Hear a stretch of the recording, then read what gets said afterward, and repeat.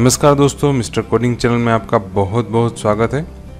दोस्तों, इस वीडियो के अंदर हम MS एक्सेल के कुछ बहुत ही महत्वपूर्ण बेसिक ऑप्शन सीखने वाले हैं। दोस्तों, MS एक्सेल सीखने के लिए कुछ बातों का आपको पता होना चाहिए, कुछ ऑप्शन के बारे में आपको पता होना चाहिए जो बहुत ही बेसिक है।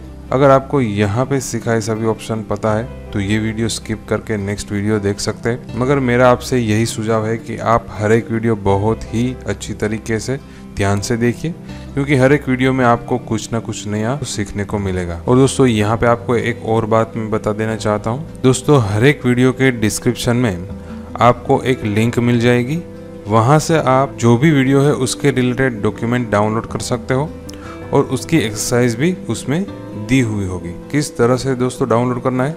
दोस्तों, जो भी वीडियो देख रहे हो, यहाँ पे ये वीडियो है, उसके डिस्क्रिप्शन में आपको जाना है। तो यहाँ पे उसका डिस्क्रिप्शन है, यहाँ पे मैं क्लिक करूँगा शो मोर, तो यहाँ पे उसका डिस्क्रिप्शन आ जाएगा। यहाँ पे आप स्क्रॉल करोगे तो एक लिंक दी हुई होगी, डाउनलोड द फाइल। उस लिंक पे आप क्लिक करोगे तो हमारी जो ऑफिशियल वेबसाइट है वो ओपन हो जाएगी। तो यहाँ पे ये हमारी ऑफिशियल वेबसाइट ओपन हो गई और उसमें जो भी वीडियो आप देख रहे हैं उसका पेज ओपन हो जाएगा। यहाँ पे दोस्तों स्क्रॉल करके थोड़ा नीचे जाना है। जैसे ही हम नीचे जाओगे, यहाँ पे दोस्तों लिखा है PDF फाइल डाउनलोड करें। यहाँ पे आप क्लिक करोगे तो PDF फाइल ओपन हो जाएगी और वहाँ से आप उसको डाउनलोड भी कर सकते हो। तो दोस्तों, ये जो PDF फाइल है वो ओपन हो गई और यहाँ पे क्लिक करके आप उसको डाउनलोड कर सकते हो। और ये जो PDF फाइल है उसमें जो आखिर का टॉपिक होगा, लास्ट का जो टॉपिक होगा, वो आपकी एक्सरसाइज होगी। तो ये जो लास्ट टॉपिक है एक्सरसाइज, वो आपको प्रैक्टिस करने के लिए करनी है। तो ऐसा हर एक वीडियो में होगा, तो ये आप खास ध्यान रखिए, हर एक वीडियो के बाद आपको ज़रूर से प्रैक्टिस करनी है। अब दोस्तों, इस वीडियो में हम कौन कौन से टॉपिक सीखने वाले हैं वो हम देख लेते हैं। दोस्तों, सबसे पहले देखेंगे कि एक्सेल की फाइल को सेव कैसे करना है। फिर देखेंगे कि एक्सेल की फाइल में जो रिबिन का ऑप्शन है उसका क्या उपयोग है, उसको किस तरह से हम हटा सकते हैं, हाइड कर सकते हैं। फिर दोस्तों सीखेंगे एक सेल से दूसरे सेल में किस तरह से नेविगेट करना है, मतलब एक सेल से दूसरे सेल में हमें जाना है तो किस तरह से जाना है। फिर दोस्तों सीखेंगे सेल में कैसे लिखना है। दोस्तों, ये बहुत ही इंपॉर्टेंट है। फिर दोस्तों नेक्स्ट में हम सीखेंगे एक सेल या पूरे सेल की जो रेंज है उसको कैसे सिलेक्ट करना है। दोस्तों, ये भी हमारे लिए बहुत ही इम्पोर्टेंट है। दोस्तों, हमें एक्सेल में कोई भी काम करना है तो वो सेल को या सेल की रेंज को हमें सिलेक्ट करना पड़ेगा। तो किस तरह से करना है वो इस वीडियो में हम सीखेंगे। दोस्तों, ये बहुत ही इम्पोर्टेंट है, जिसका यूज़ हम नेक्स्ट सभी वीडियो में करने वाले हैं। फिर दोस्तों सीखेंगे कि एक से ज़्यादा अलग अलग जगह पे कोई सेल है और उसको हमें सिलेक्ट करना है तो किस तरह से हम सिलेक्ट कर सकते हैं। तो दोस्तों, सबसे पहले एक्सेल फाइल को किस तरह से सेव करना है ये हम देख लेते हैं। दोस्तों, यहाँ पे हमने पिछले वीडियो में एक्सेल का शॉर्टकट बनाया था, तो उसी की मदद से हम आज एक्सेल ओपन करेंगे। तो यहाँ पे मैं डबल क्लिक करूँगा तो हमारा जो एक्सेल है वो शुरू हो जाएगा। तो यहाँ पे हमारा एक्सेल ओपन हो गया है और यहाँ पे हमें एक्सेल की फाइल है वो ब्लैंक चाहिए। तो यहाँ पे पहला ऑप्शन है ब्लैंक वर्कबुक, वहाँ पे आपको क्लिक करना है। तो ये जो आपकी एक्सेल फाइल है वो ओपन हो गई। अब दोस्तों, ये फाइल को हमें सेव करना है, तो हम कहाँ पे सेव करेंगे? यहाँ पे डेस्कटॉप पे एक फोल्डर बना लेते हैं। यहाँ पे मैं राइट क्लिक करूंगा, राइट क्लिक करके न्यू में जाऊंगा और यहाँ पे फोल्डर ऑप्शन पे क्लिक करूंगा। तो ये हमारा नया फोल्डर बन गया और उसको हम नेम दे देते हैं MS एक्सेल। और इस फोल्डर के अंदर हम ये जो फाइल है, एक्सेल की फाइल है, मतलब कि हमारी वर्कबुक है, उसको हम सेव करेंगे। तो दोस्तों, सेव करने के लिए यहाँ पे फाइल ऑप्शन पे क्लिक करना है। जैसे ही आप फाइल ऑप्शन पे क्लिक करोगे, यहाँ पे पूरा एक ऑप्शन आ जाएगा। यहाँ पे दोस्तों लिखा है सेव, उस पर आपको क्लिक करना है। जैसे ही आप क्लिक करोगे, यहाँ पे आपको पूछेगा कि आपको ये डॉक्यूमेंट कहाँ पे सेव करना है। तो दोस्तों, आपको क्या करना है, ब्राउज पे क्लिक करके जो भी फोल्डर में आपको सेव करना है वो फोल्डर आपको सिलेक्ट कर लेना है। दोस्तों, हमारा फोल्डर डेस्कटॉप पे पड़ा है, तो यहाँ पे मैं क्लिक करूँगा डेस्कटॉप और डेस्कटॉप में यहाँ पे MS एक्सेल, उसको क्लिक करके ओपन कर लूँगा।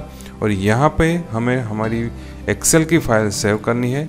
तो यहाँ पे अभी नेम आ रहा है वर्कबुक 1, तो आपको जो भी नेम देना है वो आप यहाँ पे दे सकते हो। यहाँ पे हम दे देते हैं MS एक्सेल 002।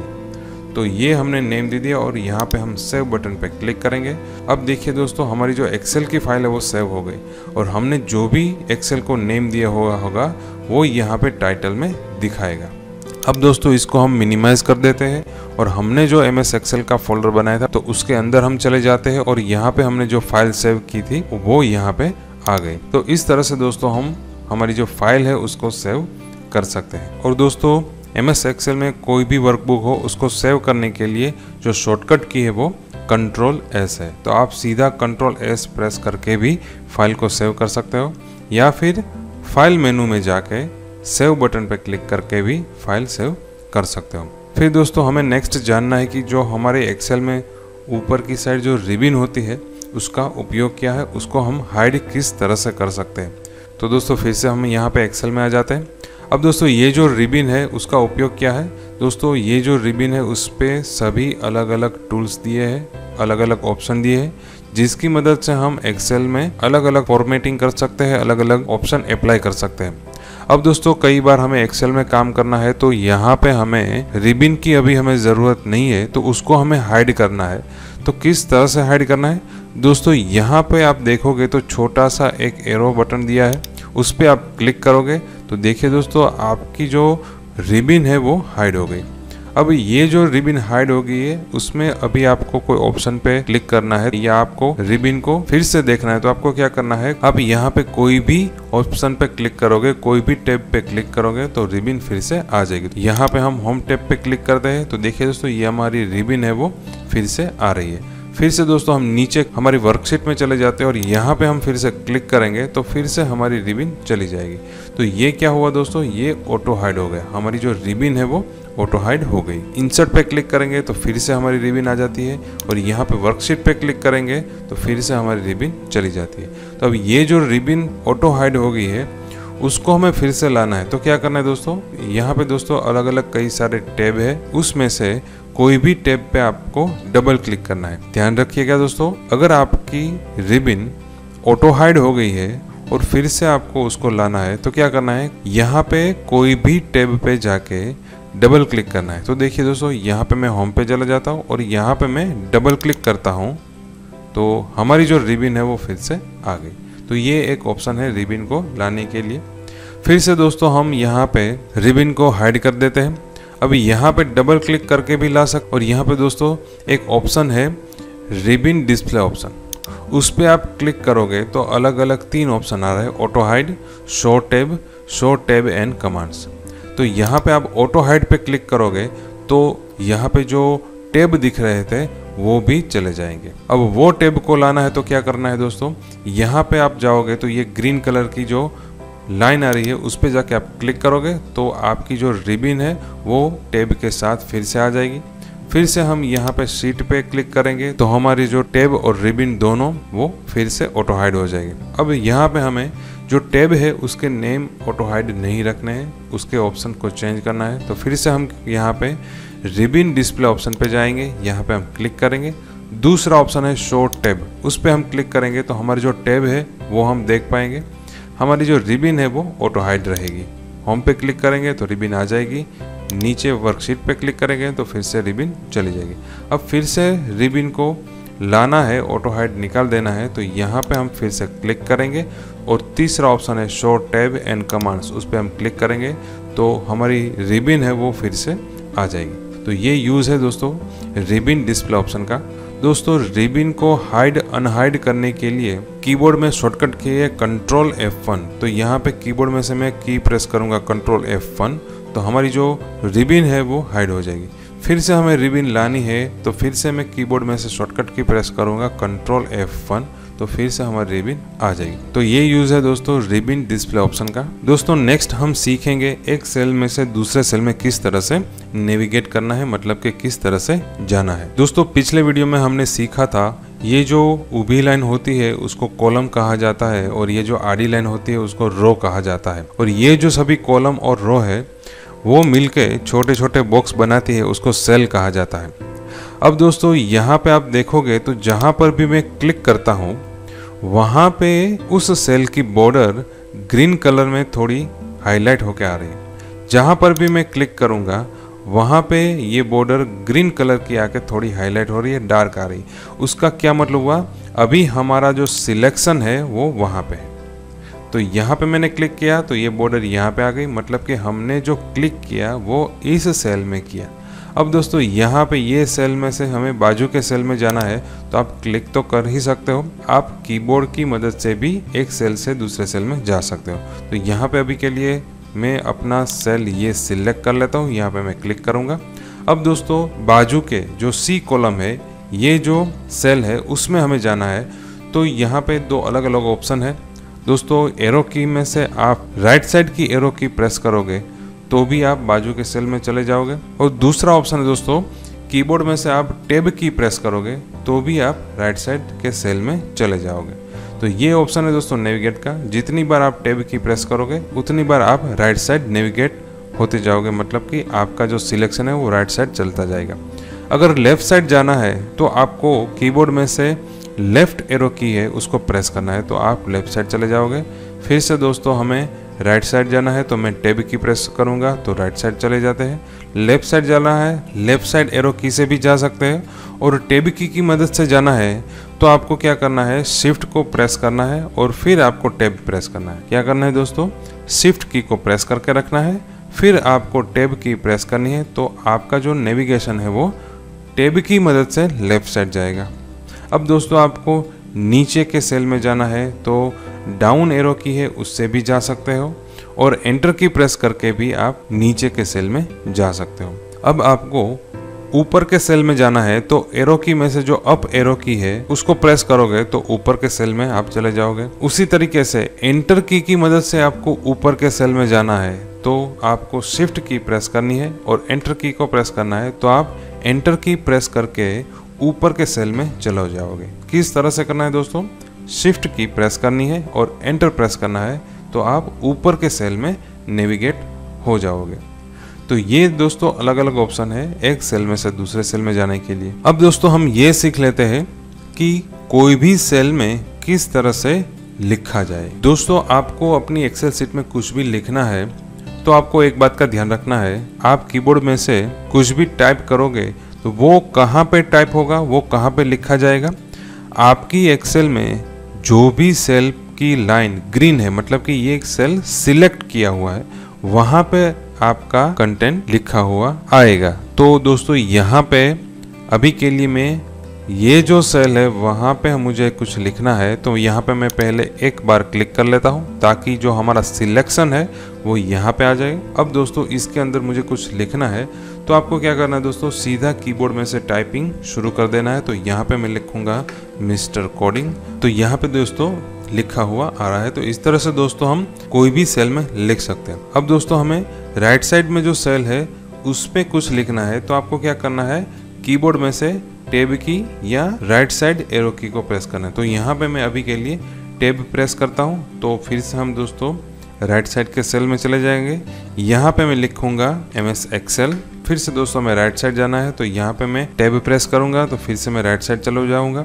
अब दोस्तों हमें लेफ्ट साइड जाना है तो लेफ्ट एरो की प्रेस करिए या फिर शिफ्ट के साथ टैब की प्रेस करिए तो भी आप लेफ्ट साइड चले जाओगे। अब दोस्तों यहाँ पे लिखा है मिस्टर कोडिंग, उसके नीचे के सेल में हमें जाना है, तो यहाँ पे मैं एंटर की प्रेस करूंगा तो उसके नीचे के सेल में हम आ जाएंगे। तो इस तरह से दोस्तों आप कोई भी सेल में कोई भी कंटेंट लिख सकते हो। ध्यान सिर्फ इतना रखना है, आप जहाँ पे लिखना चाहते हो वहाँ पे वो सेल आपको सिलेक्ट करके फिर आपको लिखना है। अब दोस्तों यहाँ पे जो मैंने लिखा है वो मुझे हटाना है, डिलीट करना है। तो किस तरह से करना है, जिस सेल में कंटेंट लिखा है उस सेल को आपको सिलेक्ट करना है। तो यहाँ पे मैं इस सेल पे क्लिक कर लेता हूँ तो मेरा जो सिलेक्शन है वो इस सेल पे आ गया, और यहाँ पे सिर्फ मैं डिलीट की प्रेस करूँगा तो उसमें लिखा हुआ सब कुछ डिलीट हो जाएगा।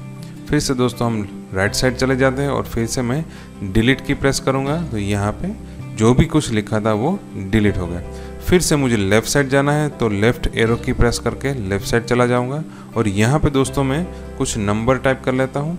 100, उसके बाजू में मैं 20 लिखूँगा, उसके बाजू में 10, उसके बाजू में 45, उसके बाजू में 90। तो यहाँ पे मैंने कुछ नंबर लिख लिए। अब दोस्तों ये जो सभी नंबर है वो अलग अलग सेल में है, तो ये पहला सेल है और ये आखिर का सेल है जिसमें हमने कुछ लिखा है। तो अभी मैं यहाँ पे क्लिक करूँगा तो सिर्फ ये जो सेल है मतलब कि B3 ये सेल का एड्रेस है B3। दोस्तों सेल एड्रेस किस तरह से होता है वो अगर आपको नहीं पता तो दोस्तों पिछला वीडियो ज़रूर से देख लीजिए, उसमें हमने पूरा डिटेल में समझाया है कि हर एक सेल का एड्रेस होता है और किस तरह से वो एड्रेस बनता है। तो पिछला वीडियो है उसकी लिंक भी हमने दोस्तों इस वीडियो के डिस्क्रिप्शन में दे दी है, तो वहाँ पे क्लिक करके भी आप पिछला वीडियो देख सकते हो। तो दोस्तों यहाँ पे अभी हमारा सिलेक्शन है वो B3 पे है, तो यहाँ पे हमें B3 से लेके जहाँ जहाँ पर नंबर लिखे हैं, मतलब कि यहाँ से शुरू करके यहाँ तक ये सभी सेल को हमें सिलेक्ट करना है। तो किस तरह से सिलेक्ट करना है दोस्तों आपको जहाँ से सिलेक्शन शुरू करना है वहाँ पे आपको अपना कर्सर ले जाके एक क्लिक कर देना है। तो हमें यहाँ से सिलेक्शन शुरू करना है, तो यहाँ पे जाके हम एक क्लिक कर देते हैं। फिर दोस्तों आपको फिर से क्लिक करना है और अब की बार माउस की जो क्लिक है उसको छोड़ना नहीं है। जिस डायरेक्शन में आपको सिलेक्शन करना है उस डायरेक्शन में आपको माउस को ले जाना है। तो अभी मैंने क्लिक किया है और क्लिक बटन छोड़ा नहीं है, और राइट साइड में जितना लिखा हुआ है वो सभी मुझे सिलेक्ट करना है। तो यहाँ पे मैं क्लिक को दबा के ये सभी सेल पे अपना माउस लेके जाऊंगा। तो देखिए दोस्तों यहाँ पे ये सभी सेल सिलेक्ट हो गए, और जब आपका सिलेक्शन खत्म हो जाए तब आपको माउस के बटन को छोड़ देना है। तो यहाँ पे दोस्तों मैंने माउस की क्लिक को छोड़ दिया है। तो यहाँ पे देखिए दोस्तों जितना एरिया हमने सिलेक्ट किया है वो एरिया की बॉर्डर ग्रीन कलर में आ रही है, और उसकी अंदर का जो एरिया है उसका बैकग्राउंड है वो थोड़ा ग्रे कलर का आ रहा है। तो यहाँ पे दोस्तों ये सभी सेल है उसके कलर ग्रे आ रहे हैं, और यहाँ पे जो 100 लिखा है उसका बैकग्राउंड कलर वाइट आ रहा है। तो ऐसा क्यों हो रहा है? तो ऐसा इसलिए हो रहा है दोस्तों, जहाँ से हमने सिलेक्शन शुरू किया हुआ होगा उस सेल में बैकग्राउंड कलर सिलेक्शन के टाइम वाइट ही रहेगा। अगर हम यहाँ पे 90 से लेके 100 तक जाते हैं तो यहाँ पे 90 जिस सेल में लिखा है उसका बैकग्राउंड कलर वाइट रहेगा। अब दोस्तों ये सिलेक्शन हमें निकालना है, तो क्या करना है, कहीं पर भी आप क्लिक कर दो तो ये सिलेक्शन निकल जाएगा। अब दोस्तों हम 90 पर क्लिक कर लेते हैं, तो ये जो सेल एड्रेस है वो F3 है। तो यहाँ से लेके हमें B3 तक सभी सिलेक्ट करने हैं। तो यहाँ पे हम एक क्लिक करेंगे, फिर से हम क्लिक करेंगे, क्लिक को छोड़ेंगे नहीं, और यहाँ पे B3 तक हम जाएंगे, सभी सेल को सिलेक्ट करेंगे, फिर हम माउस की क्लिक को छोड़ देंगे। तो इस तरह से दोस्तों यहाँ पे हमें सिलेक्शन करना है। अब देखिए दोस्तों हमने जो सिलेक्शन है वो F3 सेल से शुरू किया था, तो उसका जो बैकग्राउंड कलर है वो व्हाइट रह गया। अब दोस्तों हमें 100 की नीचे वाले सेल में कुछ लिखना है, तो वहाँ पे हम क्लिक कर देते हैं। तो यहाँ पे हम लिख लेते हैं 50, उसके नीचे 42, उसके नीचे 90, उसके नीचे 78, उसके नीचे 10, उसके नीचे 13। तो इस तरह से हमने कुछ लिख लिया। अब हमें यहाँ से 100 से लेकर 30 तक जो भी नंबर लिखे हैं, जो भी सेल है वो सभी को हमें सिलेक्ट करना है। तो हमें क्या करना है, जहाँ से सिलेक्शन शुरू करना है उस पर हमें एक क्लिक करना है। तो यहाँ से हमें सिलेक्शन शुरू करना है, तो यहाँ पे हम एक क्लिक करेंगे, फिर से दोस्तों हम क्लिक करेंगे। अब क्लिक छोड़ेंगे नहीं, और जो भी सेल को सिलेक्ट करना है वो सभी सेल पे हम हमारा माउस है वो ले जाएंगे, और जहाँ तक हमें सिलेक्शन करना है वहाँ तक हम माउस ले जाके माउस की जो क्लिक है उसका जो बटन है उसको हम छोड़ देंगे। तो देखिए दोस्तों यहाँ पे ये जो सभी वैल्यू है वो सिलेक्ट हो गई, सभी सेल है वो सिलेक्ट हो गए। तो इस तरह से दोस्तों हम कोई भी सिलेक्शन कर सकते हैं। अब दोस्तों यहाँ पे मैं कुछ और ज़्यादा नंबर लिख लेता हूँ। तो दोस्तों यहाँ पे हमने कुछ नंबर लिख लिए है। अब ये जो 3 सेल है जिसमें नंबर लिखे हुए वो हमें नहीं चाहिए, तो हम ये तीनों सेल में लिखा हुआ एक ही बार में डिलीट कर सकते हैं। किस तरह से करना है दोस्तों, यहाँ पे हम 78 पे क्लिक करेंगे ताकि हमारा सिलेक्शन यहाँ पे आ जाएगा। फिर से हम वहाँ पे क्लिक करेंगे, क्लिक छोड़ेंगे नहीं, और तीनों सेल पे हम हमारा माउस ले जाएंगे और तीनों सेल को हम सिलेक्ट कर लेंगे। अब दोस्तों इसके कंटेंट को डिलीट करना है, तो कीबोर्ड में से हम की प्रेस करेंगे डिलीट, तो ये तीनों कंटेंट एक साथ डिलीट हो जाएंगे। अब दोस्तों हमें ये जो जितने भी नंबर लिखे हैं वो सभी को सिलेक्ट करना है। तो किस तरह से सिलेक्ट करना है दोस्तों, अगर आपको हॉरिजॉन्टली सिलेक्ट करना है, मतलब कि रो में लिखा हुआ सिलेक्ट करना है, तो आपको क्लिक करके आडी लाइन पे जाना है। तो ये जो रो है वो उसके सेल सिलेक्ट हो गए। अब अगर आप कॉलम में लिख रहे हो और सिर्फ कॉलम के सेल को ही सिलेक्ट करना है, तो आपको वर्टिकली जाना है, मतलब कि आपको कॉलम में ऊपर से नीचे अपना माउस ले जाना है। मगर यहाँ पे दोस्तों एक से ज़्यादा रो है और एक से ज़्यादा कॉलम है और सभी को हमें सिलेक्ट करना है। तो किस तरह से सिलेक्ट करना है। दोस्तों यहाँ पे थोड़ा ध्यान दीजिएगा, बहुत ही आसान है। दोस्तों पहला नियम, जहाँ से सिलेक्शन शुरू करना है वहाँ पे एक क्लिक करना है। तो हमें यहाँ से सिलेक्शन शुरू करना है तो वहाँ पे हम एक क्लिक करेंगे, तो हमारा जो सिलेक्शन है वो यहाँ पे आ गया। और यहाँ पे ये सभी नंबर को आपको सिलेक्ट करना है तो क्या करना है, यहाँ पे फिर से जाना है, क्लिक करना है, क्लिक को छोड़ना नहीं है। और दोस्तों आपको आपका माउस है वो क्रॉस में ले जाना है। क्रॉस में कहाँ तक ले जाना है, तो राइट साइड आखिर का जो नंबर है वहाँ तक आपको अपना कर्सर ले जाना है, अपना माउस ले जाना है और फिर आपको क्लिक बटन छोड़ देना है। तो बहुत ही आसान है दोस्तों, किस तरह से करना है फिर से दोस्तों हम कहीं पर भी क्लिक कर लेंगे ताकि ये सिलेक्शन निकल जाए। तो दोस्तों जहाँ से आपको सिलेक्शन शुरू करना है वहाँ पे आप एक क्लिक कर दीजिए और यहाँ से सिलेक्शन शुरू करना है, इसलिए फिर से हम वहाँ पे क्लिक करेंगे, क्लिक छोड़ेंगे नहीं। रो और कॉलम सभी को हमें सिलेक्ट करना है, इसलिए हम हमारा माउस है वो क्रॉस में ले जाएंगे और आखिर का जो सेल है और आखिर की जो वैल्यू है 74 वो लिखी है F6 में, तो हमारा माउस हम वहाँ तक ले जाएंगे ताकि सभी ऊपर और नीचे के सभी सेल सिलेक्ट हो जाएंगे और फिर हम हमारी माउस की क्लिक को छोड़ देंगे। तो इस तरह से दोस्तों हम पूरा कंटेंट है वो सिलेक्ट कर सकते हैं। अगर दोस्तों आपको ये जो क्लिक करके सिलेक्ट करके माउस को आखिर तक ले जाने में दिक्कत हो रही है तो यहाँ पे एक और तरीका है सेल को सिलेक्ट करने का। किस तरह से करना है दोस्तों, पहले हम इसको सिलेक्शन में से निकाल देते हैं। अब दोस्तों जहाँ से आपको सिलेक्शन शुरू करना है वहाँ पे आपको क्लिक करना है, तो यहाँ से हमें सिलेक्शन शुरू करना है। फिर दोस्तों आपको क्या करना है, कीबोर्ड में से शिफ्ट की प्रेस करनी है। तो यहाँ पे मैंने कीबोर्ड में से शिफ्ट प्रेस कर ली है। अब दोस्तों आपको ये सभी वैल्यू को सिलेक्ट करना है, ये सभी सेल को सिलेक्ट करना है।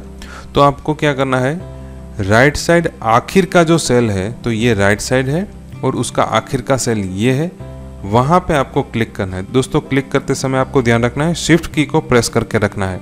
तो यहाँ पे मैंने शिफ्ट की को प्रेस करके रखा है और यहाँ पे मैं ये जो F6 है उस पर मैं क्लिक करूँगा तो देखिए दोस्तों ये सभी सेल सिलेक्ट हो गए। किस तरह से करना है दोस्तों, फिर से हम इसको सिलेक्शन में से निकाल देते हैं और यहाँ पे दोस्तों सिलेक्शन शुरू करना है B3 से, तो यहाँ पे हम क्लिक करेंगे और यहाँ तक सिलेक्शन ले जाना है। तो हम क्या करेंगे, हम कीबोर्ड में से शिफ्ट की प्रेस करेंगे और यहाँ पे 74 का जो सेल है F6 वहाँ पे हम क्लिक करेंगे तो पूरा एरिया सिलेक्शन में आ जाएगा। तो इस तरह से दोस्तों हम सेल सिलेक्ट कर सकते हैं। अब दोस्तों यहाँ पे मुझे वही सेल को सिलेक्ट करना है जिसमें 89 लिखा है। तो यहाँ पे 89 लिखा है, यहाँ पर भी है, यहाँ पर भी है और यहाँ पर भी है। तो यहाँ से जो पहला सेल है जिसमें 89 लिखा है उस पर हम क्लिक करेंगे तो ये सिलेक्ट हो गया। फिर दोस्तों इसको सिलेक्ट करने हम जाएंगे तो ये सिलेक्शन में से निकल जाएगा। अब दोस्तों इसको हम सिलेक्ट करेंगे तो ये भी सिलेक्शन में से निकल गया। तो हमें क्या करना है, हमें सभी को सिलेक्ट रखना है। तो कोई भी पहला सेल है उस पर जाके आपको क्लिक कर देना है। फिर दोस्तों आपको कीबोर्ड में से कंट्रोल की प्रेस करके रखनी है। तो यहाँ पे दोस्तों मैं कीबोर्ड में से कंट्रोल की प्रेस कर दी है। अब दोस्तों जो भी सेल को आपको सिलेक्ट करना है वहाँ पे वो सभी सेल पे आपको सिर्फ एक क्लिक करना है। तो यहाँ पे ये सेल को मुझे सिलेक्ट करना है तो इस पर मैं एक क्लिक कर दूंगा, इसको सिलेक्ट करना है इस पर एक क्लिक कर दूंगा और इसको भी सिलेक्ट करना है तो इस पर भी एक क्लिक कर दूंगा। अब दोस्तों आपको कंट्रोल की छोड़ देनी है। तो अब देखिए दोस्तों ये सभी 4 सेल जो अलग अलग जगह पे है वो सभी सिलेक्ट हो गए। अब दोस्तों मैं कीबोर्ड में से डिलीट की प्रेस करूंगा तो जितने सेल सिलेक्ट किए हैं उसी का ही कंटेंट डिलीट होगा। तो यहाँ पे मैं की प्रेस कर रहा हूँ डिलीट। तो देखिए दोस्तों जो 4 सेल को हमने सिलेक्ट किया था सिर्फ उसी का ही कंटेंट डिलीट हो गया। तो दोस्तों ये किस तरह से करना है, आपको जहां से सिलेक्शन शुरू करना है वहां पे क्लिक करना है, फिर कंट्रोल की को प्रेस करना है और जो भी सेल को आपको सिलेक्ट करना है वहां पे जाके सिर्फ एक क्लिक आपको करना है ताकि वो सभी सेल सिलेक्ट हो जाएंगे। तो इस तरह से दोस्तों अलग अलग जगह पे अलग अलग सेल को हम सिलेक्ट कर सकते हैं। तो दोस्तों ये बात हुई सिर्फ सेल को सिलेक्ट करने की। अगर आपको ये 4 नंबर की पूरी रो है उसको सिलेक्ट करना है तो किस तरह से करना है, आपको अपना कर्सर 4 नंबर पे ले जाना है। जैसे ही आप 4 नंबर पे ले जाओगे दोस्तों आपका जो पॉइंटर है उसका शेप चेंज हो गया, राइट साइड एरो का शेप आ गया। अब आपको क्लिक करना है तो देखिए दोस्तों पूरी रो सिलेक्ट हो गई।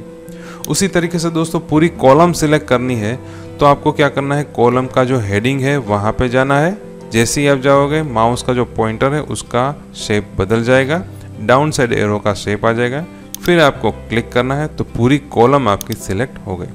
अब दोस्तों आपको एक से ज़्यादा कॉलम सिलेक्ट करनी है तो आपको क्या करना है, जो पहली कॉलम है जहाँ से सिलेक्शन शुरू करना है वहाँ पे आपको अपना माउस ले जाना है, माउस को क्लिक करना है, क्लिक छोड़ना नहीं है, और जितनी भी कॉलम आपको सिलेक्ट करनी है वो सभी कॉलम पे आपको अपना माउस लेकर जाना है और फिर आखिर में उसको छोड़ देना है। तो ये सभी कॉलम सिलेक्ट हो गई। उसी तरीके से दोस्तों आप एक से ज़्यादा रो भी सिलेक्ट कर सकते हो। अब दोस्तों अगर आपको एक्सेल शीट में जितनी भी कॉलम और जितनी भी रो है सभी कॉलम और रो को आपको एक ही क्लिक में सिलेक्ट करना है तो क्या करना है, आपको एक्सेल शीट के लेफ्ट साइड में यहाँ पे ये जो छोटा सा ट्राइंगल दिख रहा है उस पे जाके आपको क्लिक करना है। तो यहाँ पे दोस्तों मैं क्लिक करूँगा तो देखिए पूरी एक्सेल शीट मतलब कि सभी रो और सभी कॉलम यहाँ पे एक ही क्लिक में सिलेक्ट हो गए। तो इस तरह से दोस्तों आप पूरी एक्सेल शीट भी सिलेक्ट कर सकते हो। तो दोस्तों ये अलग अलग कई सारे बेसिक ऑप्शन थे, बेसिक बातें थी जो एक्सेल में आनी बहुत ही ज़रूरी है।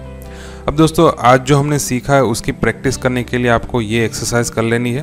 यहाँ पे आपको इस तरह की डिटेल तैयार करनी है एक्सेल में ये डिटेल तैयार करके आपको वही एक्सेल फाइल को सेव करनी है। तो ये एक्सरसाइज आपको कर लेनी है और इसकी जो पीडीएफ फाइल है वो इस वीडियो के डिस्क्रिप्शन में जो लिंक दी हुई है वहाँ पे क्लिक करके पूरी डिटेल के साथ आप पीडीएफ फाइल डाउनलोड कर सकते हो।